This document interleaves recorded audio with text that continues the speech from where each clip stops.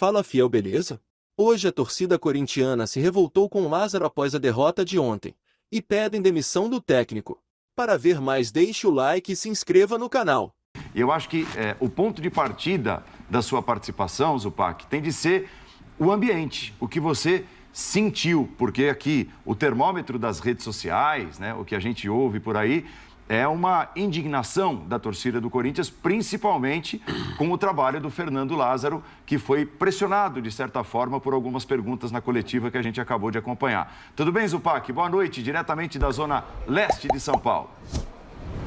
Tudo bem, Paulo? Boa noite a você, um abraço aos companheiros, ao fã de esporte. Assim, começo já trazendo o que eu ouvi da arquibancada assim que o jogo acabou, né? A principal organizada do Corinthians deu o seu recado após a justa, né? A justíssima derrota do Corinthians por Argentinos Júnior por 1-0, com dois cânticos, né? Aquele "Ah, que saudade", quando o Corinthians jogava com vontade, e também o famoso e até indesejável, né? Pela questão literal, né? Ou joga por amor, ou joga por terror. Mas a gente viu a torcida na arquibancada, após o apito final, dando o seu recado de insatisfação. Recado compreensível, né, Paulo? Porque foi uma atuação muito fraca do Corinthians. De fato, muito fraca. Ouvi as explicações do Fernando Lázaro.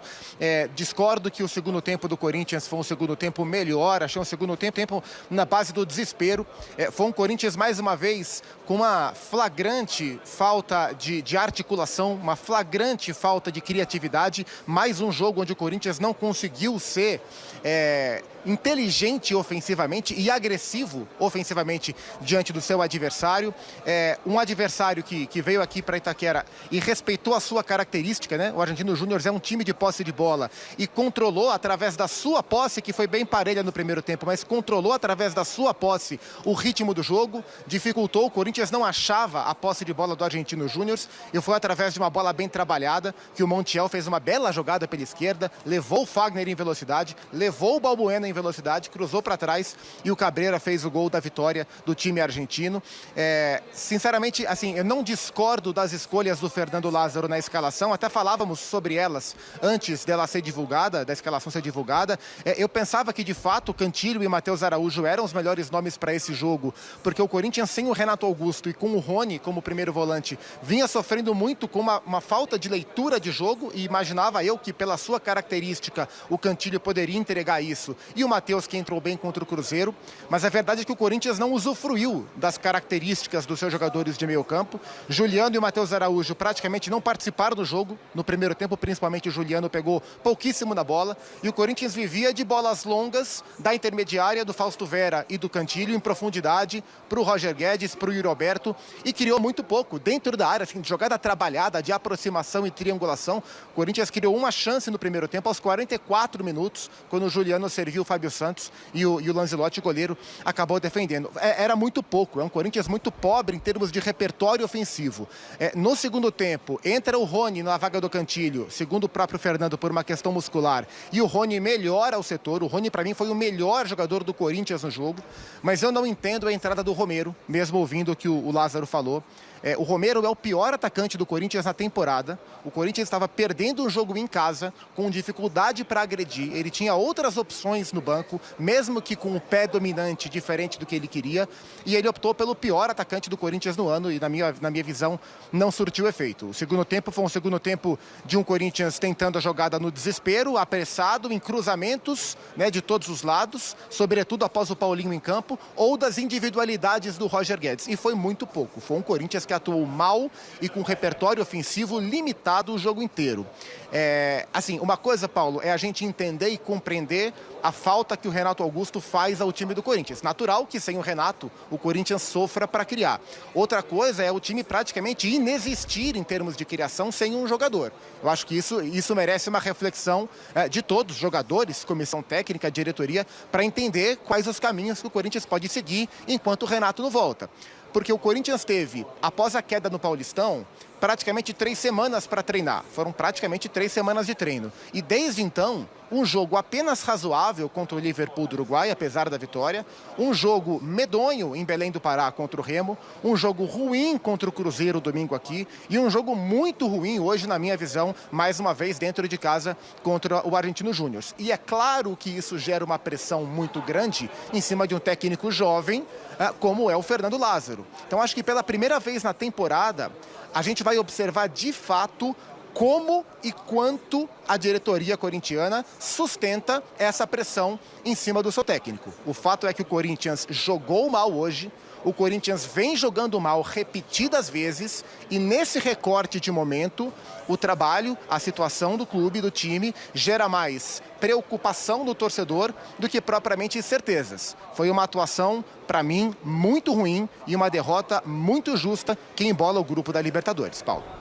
Valeu, Gustavo Zupac. Beleza, beleza. Belíssimo ponto de partida para a nossa sequência de conversa aqui sobre o Corinthians. Bom retorno, amigo. Um abraço, bom programa para vocês. Exceto ali no final, tipo 15, 20 minutos do primeiro tempo e o final do jogo para um abafa, o Corinthians defensivamente hoje foi uma tremenda decepção. Foi uma atuação completa no sentido negativo do que não poderia ter acontecido. O adversário ter tanto conforto para jogar como queria, como planejou. Provavelmente não houve nenhum tipo de ajuste feito durante o jogo pela comissão técnica do Argentino Júnior, porque tudo estava correndo maravilhosamente bem. O Corinthians não pegou na bola praticamente nos 12, 13, 15 primeiros minutos, sofreu uma bola na trave, sofreu o gol e aí despertou. Sabe, é muito equívoco, é muito erro, são muitas coisas erradas para receber um adversário que evidentemente tinha essa capacidade. Não houve absolutamente nenhum incômodo. Isso me impressionou mais do que os problemas ofensivos. Eu discordo da escalação, mas eu não vou colocar na conta do técnico o que está acontecendo. Porque, vou repetir, a partir do momento em que os jogadores, ano passado, externaram o problema de ambiente, reclamaram do técnico, reclamaram que ele dava um treino e depois escalava o time de outro jeito.